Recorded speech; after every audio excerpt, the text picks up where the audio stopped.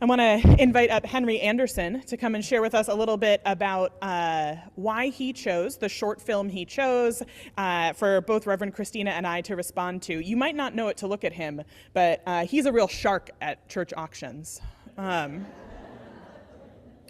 He is. And Henry won the right to give both Reverend Christina and I a sermon topic for this summer. So here, I'll pull the little.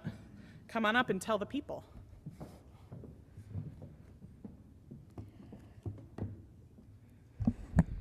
Hello, my name is Henry Anderson, he, him, and I chose the video In God We Trust because I believe it shows how us as humans are the sum of our actions. And last week, Reverend Christina talked about what the film brought up in her, which was almost the exact opposite of my view of the film. And today we are going to hear another view of the film from Reverend Hannah. We all have different viewpoints of the film. Coming together and accepting each other's viewpoints is part of what makes us Unitarian Universalists.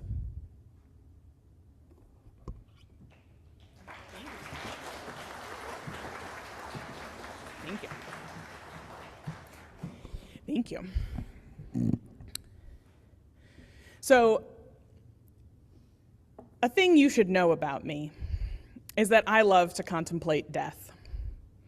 And wearing all black washes me out because I'm kind of pale, but rest assured that deep down I am still an angsty teenager in her goth phase. Mine just expresses itself as a deep affection for and interest in really gory medieval art and Renaissance art that I would describe as skull forward, rather than metal music and all black. But tell me, really, what is more metal than, oh God, you can't see it, oh. There is a 1521 Albrecht Dürer sketch that's just titled Skull. And it's just a sketch of a skull. It's titled Skull. He was metal before there was metal. And that Albrecht Dürer sketch is a study, right? It's a sketch study for what was ultimately a more formal engraving depicting Saint Jerome in his study. And the final engraving by Dürer includes 3 classic pieces of, right, European Christian iconography about death and its meaning: a skull, a cross, and an hourglass, meant to remind viewers of the picture of their mortality, of the eternal promise that they found in Jesus' death on the cross, and the fact that time is fleeting, right, as sand through the hourglass. And I really enjoy this era in art history where art is not just meant to be beautiful, like all those impressionists later on. Art is supposed to aggressively confront you with the ticking clock of your own impending demise.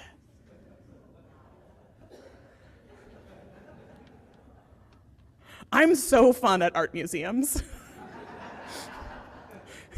Like Van Gogh, Van Schmo. Let's go see some skulls, guys. And in the short film, In God We Trust, that Henry talked about and that some of you watched before today's service or before last week's service, and that Henry asked both Reverend Christina and I to preach about, we meet a young man who has been hit by a car and goes to purgatory, which is remarkably like a bureaucratic nightmare, only to find out that he has been marked for hell in the afterlife because of the many small bad things he's done over the course of his life, and he escapes back to Earth and, pursued by agents from the afterlife, engages in several small acts of goodness, most of them completely accidental, and resets the cosmic balance of his life and gets to heaven at the end of the movie. And last week, Reverend Christina, like Henry talked about, right, talked about moral exhaustion, reminding us that being good is about tipping on a cosmic scale, instead about living secure in the knowledge that we are loved beyond understanding. But for me, the most interesting part of this movie is the way that being confronted with the reality of death transforms the main character. The sound went out again. Okay, we're gonna try for a moment and see. This is I feel like there's spirits now. See, I'm not really, like Zoom can hear, but now you can. And hopefully Zoom will also be able to hear.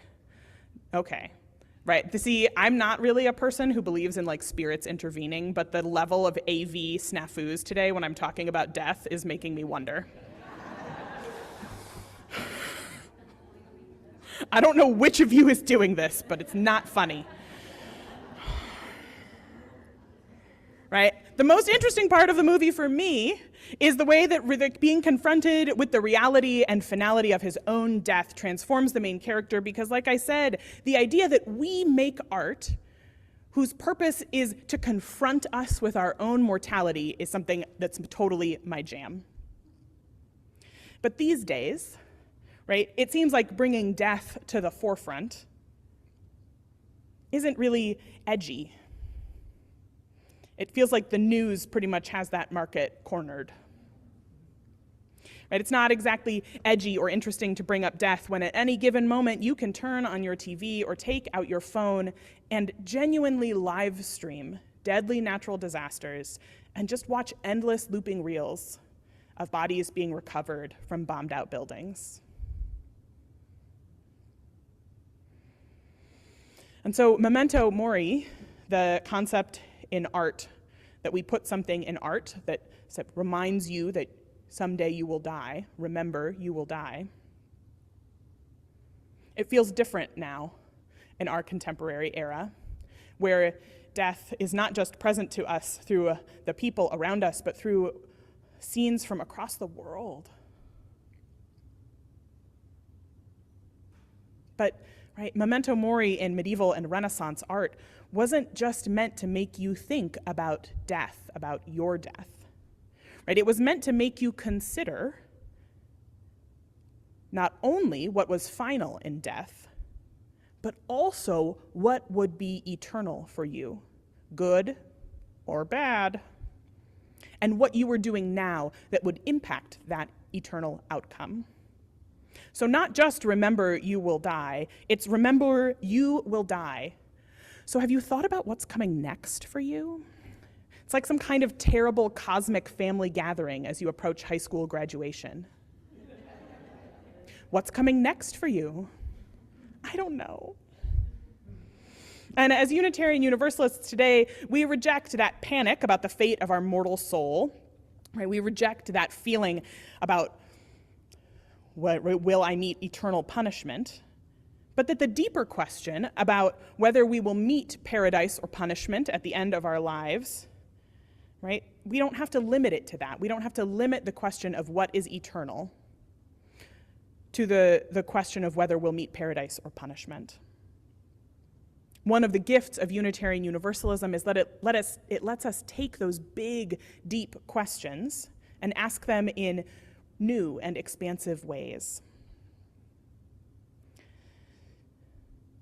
But some of you are hardliner atheists who also think that your favorite departed aunt's spirit took the form of a monarch butterfly. While others of you are fine with God, but if I talk to you about deathbed visitations from ancestors and the ways that it helps people die and transition, you would scoff. So sometimes among you all talking earnestly about the afterlife, such as it is, or rather might or might not be, because none of us have ever been there, unless you're a reincarnationist, in which case, okay. Well, it feels like a trap sometimes with you guys. Right? Because we don't have an orderly set of beliefs. Right? And you would say we don't have an orderly set of beliefs about anything, but this is one of the areas where I would say we have the least coherence as a group. And it's made even more complex by the reality that many of us, particularly those of us who are white, have had cultural and religious practices that center relationships with ancestors repressed and devalued over the course of history. And still others, especially lots of folks who aren't white, have had those practices violently repressed through colonization. Right? And that we find, right, many of you, sometimes you hunger for that ritual that connects you to your ancestors, but struggle to find something that isn't culturally appropriative, right? That isn't just celebrating Dia de los Muertos, even though that's not in your heritage. We struggle to find something to occupy that space. And so with all of those forces combined, no wonder we have a hard time talking about our relationship to the afterlife.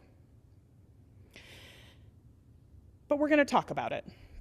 And we're going to start with some anonymous polling to get us in the mood to talk about what happens after we die. And we're still going to be able to do this. You won't be able, I'll tell you about the results, but if you have a smartphone, pull it out now and go to menti.com.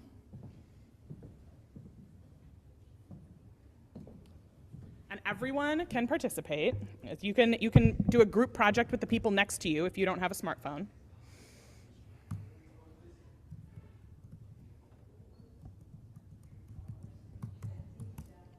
Okay. And it's in your program. It's called, you go to open your browser, go to menti.com, MENTI. It's also in your order of service. The URL, it says it in your order of service. It's not on the, right? So MENTI.com. And then there's a little 4-digit code, or 8-digit code. I know how to count.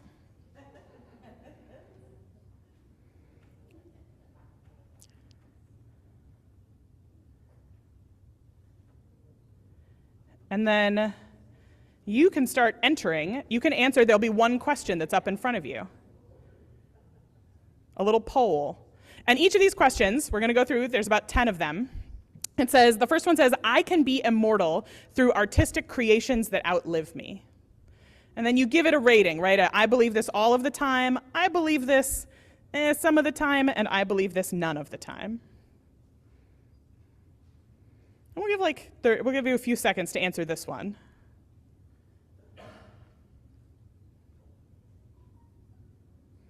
All right. I would say about half of you who have answered believe this all of the time.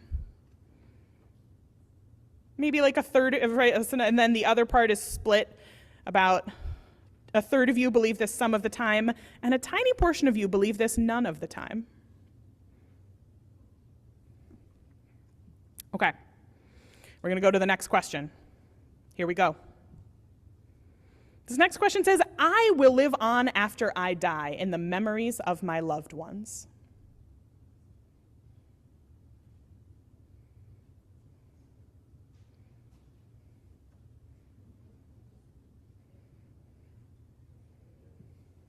I know, see, it's because I tempted the universe by choosing a tech-heavy thing in the middle of the sermon. And in doing so, caused all of these tech problems. I know. I'm going to speak with them later about their malfeasance. So most of you, I would say 55, we've got 55 people believe this all of the time, and 13 believe this some of the time. None of you believe this none of the time. All right, it's going to get a little spicier. Are you ready? Something essential about me, a soul or a spirit, will persist after I die.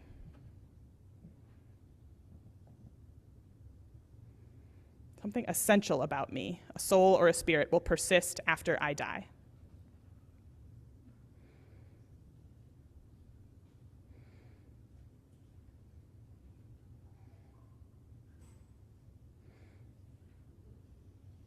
I'm like watching your answers come in. This feels like I'm like Steve Kornacki on like CNBC. This one is a split. So I would say a little less than half of you believe this all of the time. And then the rest of it, it's probably about a quarter of you believe this some of the time, and about a quarter of you believe this none of the time. So I want you to think about that, right? That for those of you who are like, because sometimes I say the reason we're doing this poll is because my experience of you all is that you all tell me your radically divergent beliefs about what happens after you die, but you don't tell each other, right? It's the sort of taboo, and you worry about judgment, and so you won't tell each other, which is why we're doing some anonymous polling to get it out in the open that we've got some different ideas. All right, the spice increases slightly. The souls or spirits of my ancestors guide my life now.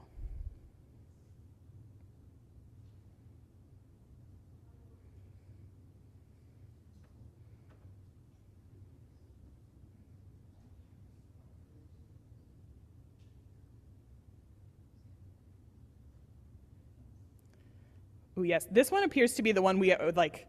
This is the first one where the majority of you have been ambivalent, right? This is the first one where the most popular answer so far is I believe this some of the time. Which I would say that tracks in my experience of you all, is that you believe this some of the time, but you don't know, you're not always sure. Yeah, and I would say this is about a little less than half, maybe like 40% of you believe this some of the time. A quarter of you believe this all of the time, and then maybe like a third of you believe this none of the time. Okay, here we go. My soul or spirit will come back in another living thing after I die. And like no one, this isn't going in your permanent file. Where like, on July 20th, Kelly said she believed in reincarnation, and so now it's recorded in the eternal book. And no, that's not. It's a poll answer, so it's okay.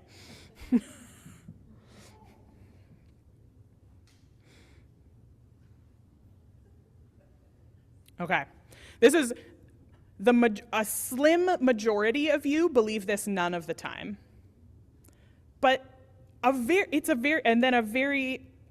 tiny piece of you believe it all of the time, and there's like a good chunk, probably 40% of you believe it some of the time. So like almost half of the people in the poll believe in like sometimes believe in reincarnation. Okay, here we go. This one is slightly less spicy in a room full of Unitarian Universalists. My soul or spirit will leave my body and join the natural world after I die.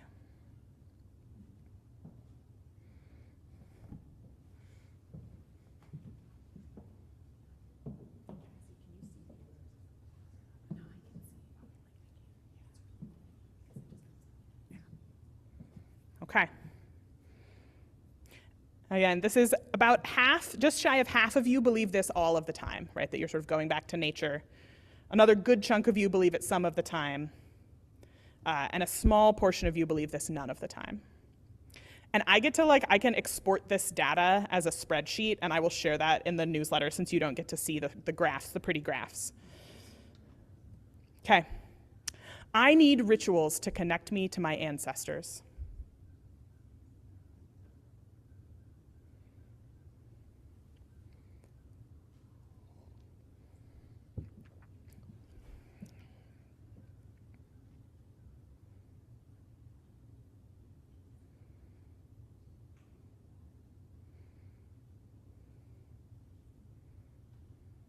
Okay. You're about 50-50 none of the time and some of the time on this, with a teeny portion of you who definitely need it all of the time. All right. Here we go. This is sort of here we go. Spice level increasing once again. The way I live my life impacts what happens after I die. All right, so do the actions you take in this life impact what happens after you die? Yeah. No, in the afterlife, cosmically, to you.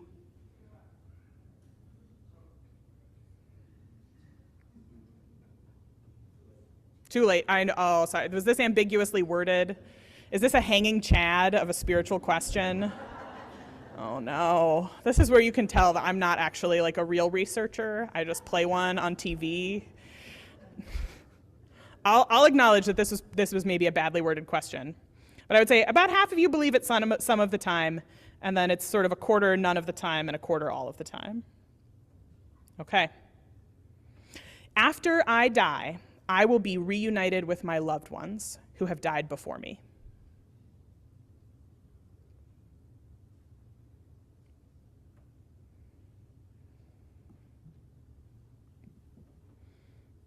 What do you think? Put it in the poll.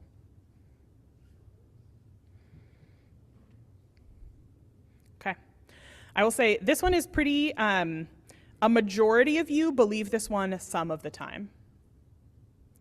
I know, I can tell who the real, the atheists who believed everyone else was totally in agreement with them are, because it shows on your faces. It's very adorable. I love you all. Yeah, this one is, I will say, I'll just do the numbers. 31 of you believe this some of the time. 26 of you, none of the time. And 17 of you, all of the time. All right, this is the last one. It's the spiciest one. Simple. Death is final. Do you believe this all of the time? None of the time? Some of the time? Death is final.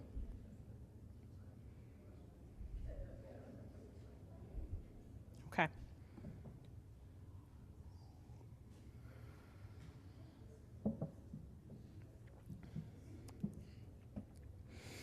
I will say this is a pretty,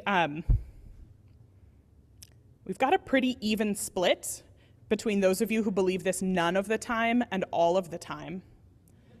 And then my blessed little wafflers, I'm among you, who don't know, who half the time they think death is final and the other half of the time they're not sure. I'm with you, 17 people waffling about whether death is final. You're my people. So, thank you for playing along. If this makes you want to explore these questions more deeply, I want to invite you to see the movie Coco if you haven't watched it. Yeah, every time I think everyone has watched Coco, there's somebody who hasn't watched Coco, so if you haven't seen the movie Coco, go see the movie Coco, bring tissues.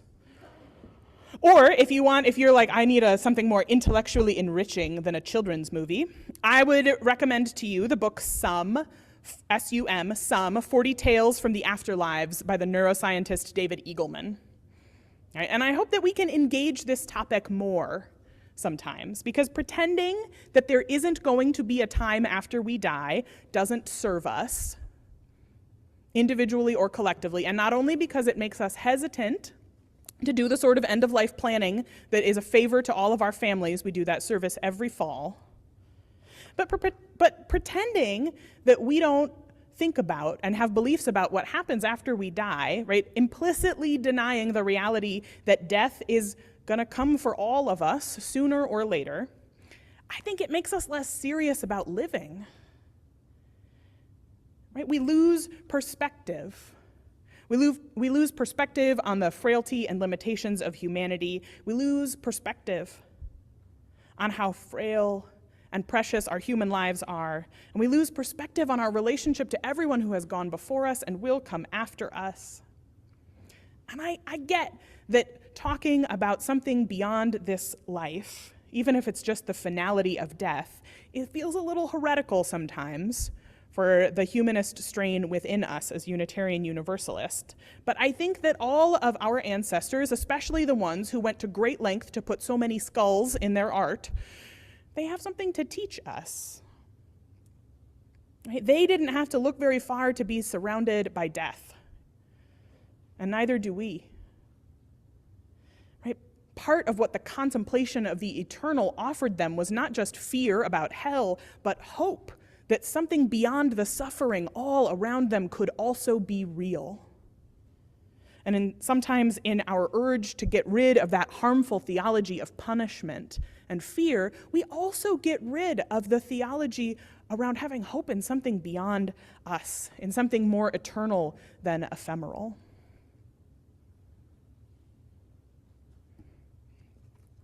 And so I'll just close with a short reading, because when we think about the things that are more eternal than ephemeral, like Amanda using Andrea Gibson's poetry, I think that poetry and prayer, right, sort of that poetic impulse serves us better than our usual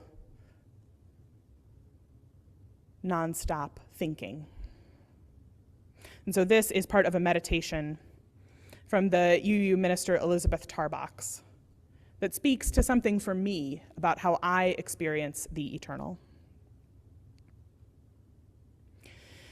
I was in Monument Valley at sunrise once. It was June 1972.